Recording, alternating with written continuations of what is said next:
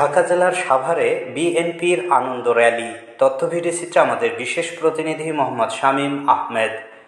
ঢাকা জেলার সাভারে আনন্দ র্যালি ও সংক্ষিপ্ত সমাবেশের মধ্য দিয়ে বিএনপির ৪৭তম প্রতিষ্ঠাবার্ষিকী পালন করা হয়েছে। আজ মঙ্গলবার বিকালে বিএনপির কেন্দ্রীয় কমিটির পরিবার পরিকল্পনা বিষয়ক সম্পাদক ও সাবেক সংসদ সদস্য ডাক্তার দেওয়ান মোহাম্মদ সালাউদ্দিন বাবুর নেতৃত্বে র্যালিটি পাকিজা মোড় থেকে শুরু হয়ে মহাসড়কের উলাইল এলাকা প্রদক্ষিণ করে শেষ হয়।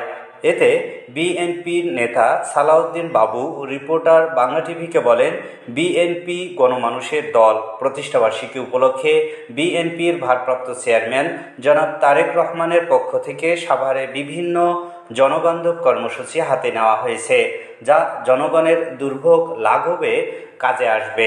এ সময় উপস্থিত ছিলেন সাভার উপজেলা পরিষদের সাবেক ভাইস চেয়ারম্যান দেওয়ান মোহাম্মদ মঈনুদ্দিন বিপ্লব, ঢাকা জেলা বিএনপির সাবেক সহ সাধারণ সম্পাদক শরীফুল আলম, ঢাকা জেলা যুবদলের সাবেক যুগ্ম সাধারণ সম্পাদক জাহাঙ্গীর আলম মণ্ডল, ঢাকা জেলা উত্তর ছাত্রদলের সভাপতি মোহাম্মদ তমিস উদ্দিন তানভীর, আশুলিয়া থানা স্বেচ্ছাসেবক দলের আহ্বায়ক অ্যাডভোকেট জিল্লুর রহমান, আশুলিয়া থানা যুবদলের সভাপতি পদপ্রার্থী জাহিদ হাসান বিকাশ, ইয়ারপুর ইউনিয়ন বিএনপির সভাপতি আব্দুল হাই ও যুবদলের সভাপতি আপেল মাহমুদ হান্নান, সাধারণ সম্পাদক কিসমত সরকার, ইয়ারপুর ইউনিয়ন পরিষদের ৬ নম্বর ওয়ার্ডের মেম্বার পদপ্রার্থী হাজি এম এ কালাম মাতবর, আশুলিয়া থানা জিয়া মঞ্চের সদস্য সচিব রিপন শিকদার, ইউনিয়ন যুবদল নেতা মোহাম্মদ হুমায়ুন কবির, আশুলিয়া থানা ছাত্রদল নেতা আলহাস মাতবর ও ইয়ারপুর ইউনিয়ন ছাত্রদলের সভাপতি বাবু ভুইয়া সহ বিএনপির অঙ্গ সংগঠনের নেতৃবৃন্দ। এটা আমাদের জন্মদিন, আমাদের আনন্দ। আমরা এই দল হাঁটি হাঁটি পা পা করে বারবার ক্ষমতায় এসছে।